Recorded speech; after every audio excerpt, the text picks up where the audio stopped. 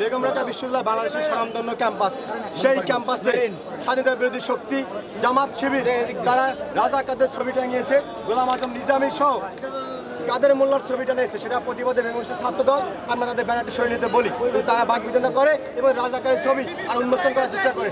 সেই জায়গা থেকে আমরা আগামীকাল সেদিন গতকালকে বিশৃঙ্খলা হয়, তারা হাতাহাতি পর্যায়ে চলে যায় এবং চেয়ার নিক্ষেপ করে ছাত্র সহসভাপতিদের আক্রমণ করে।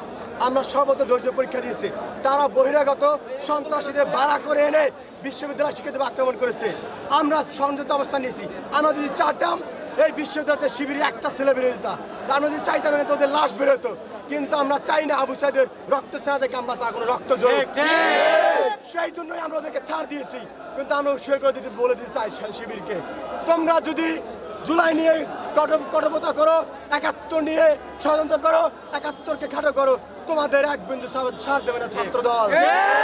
তোমাদের হুঁশিয়ার করে দিতে চাই, বাংলাদেশে সুষ্ঠু রাজনীতি করো। সন্ত্রাসী করতে হলে বাংলাদেশে তোমাদের স্থান হবে না, তোমাদের স্থান হবে পাকিস্তানে। বেগম রোকেয়া বিশ্ববিদ্যালয় সন্ত্রাসীদের করে স্থান হবে না। আজকে সন্ত্রাসী হিজড়া সমকামীরা বিশ্ববিদ্যালয় থেকে পালিয়েছে, আমাদের বিশ্ববিদ্যালয় থেকে ছাত্র শিবির বিতাড়িত হয়েছে। আগামীতে বিশ্ববিদ্যালয় শিক্ষার্থীদের সুষ্ঠু রাজনীতি করবে ছাত্র দল। এই শিবিরের স্থান বেগম রোকেয়া বিশ্ববিদ্যালয়ের মতো পবিত্র ক্যাম্পাসে আমরা হতে দিব না। পবিত্র মাটিতে শিবিরের মতো সন্ত্রাসীদের স্থান, সমকামীদের স্থান আমরা হতে দিব না।